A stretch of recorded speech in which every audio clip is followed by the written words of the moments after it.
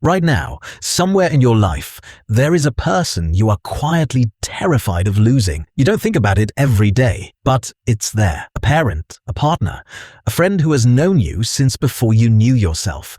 And when you imagine the moment they're gone, something in your chest tightens before your mind even finishes the thought. That reaction isn't random. It's not even really yours.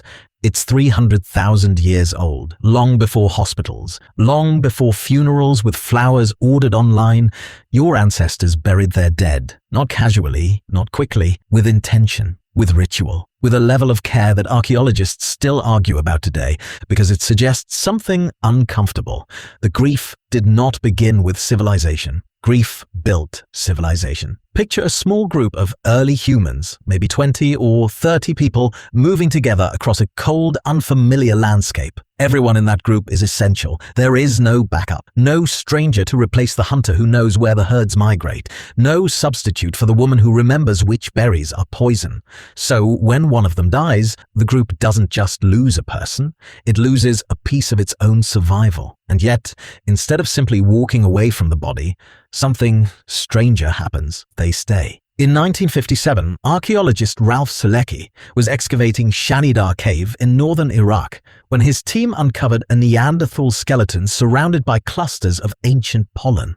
Selecki proposed the pollen came from flowers, deliberately placed. The idea exploded into public imagination. The so-called flower burial, a Neanderthal, mourned with blossoms tens of thousands of years before the first pyramid was built. Later, researchers questioned the theory. Some suggested burrowing rodents may have dragged the pollen in. Science does that. It argues with itself. But the deeper discovery held up under every challenge. The body had been placed in the ground on purpose. Not discarded, not left for scavengers. Positioned, protected, remembered. Why would a species fighting for survival every single day spend precious time and energy on the dead? Here's where it gets strange. Burial doesn't actually help survival in any obvious way. It doesn't provide food. It doesn't build shelter. It doesn't fend off predators. In fact, digging a grave takes time and energy that could be spent hunting, gathering, or resting. From a purely practical standpoint, it makes no sense. Unless the body was never really the point. Archaeologist Paul Pettit, who has spent decades studying Paleolithic mortuary behavior, argues that early burial wasn't primarily about disease control or tidiness. It was about the living. Pettit's research suggests that these rituals functioned as a kind of social technology, a way for a grieving group to process an unbearable absence together instead of alone. Think about what a death actually does to a small, tightly bonded group.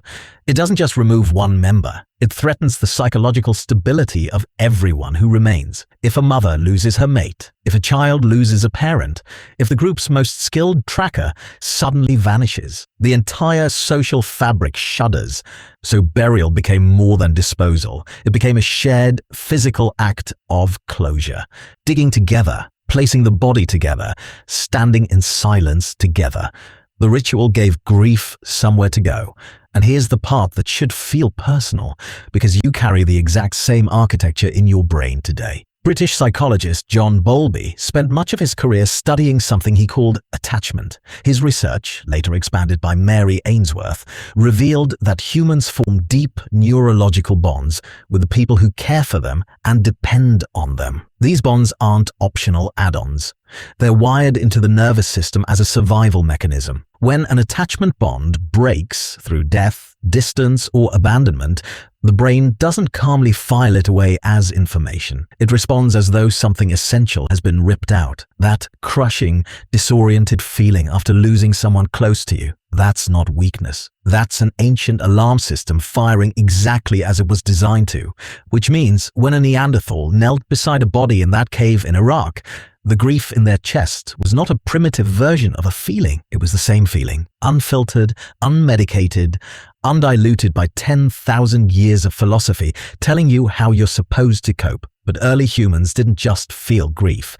They built entire systems around surviving it. Some of the earliest known intentional burials, like those found at Skul and Kafsa in modern-day Israel, dating back roughly 100,000 years, show bodies arranged with objects, shells, ochre, animal bones, not functional tools for the afterlife necessarily, but symbols, gestures, a way of saying, without language sophisticated enough to say it directly, this mattered. You mattered. Modern grief researcher George Bonanno, who has spent his career studying how humans process loss, found something that would have seemed obvious to early humans but surprised modern psychology. Bonanno's research shows that people who actively engage in ritual after a loss, whether religious, cultural, or entirely personal, tend to process grief with more resilience than those who avoid ritual altogether. In other words, the instinct to gather, to mark the moment, to physically do something with your hands and your community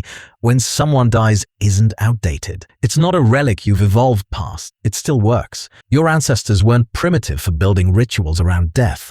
They were, in a very real sense, ahead of you. Now, think about a modern funeral. Strip away the suits, strip away the printed programs and the folding chairs and the recorded music. What's left underneath is almost identical to what happened in that cave in Iraq. People gather. People go quiet. People stand near a body or an image of one and physically share the weight of an absence that language alone cannot hold.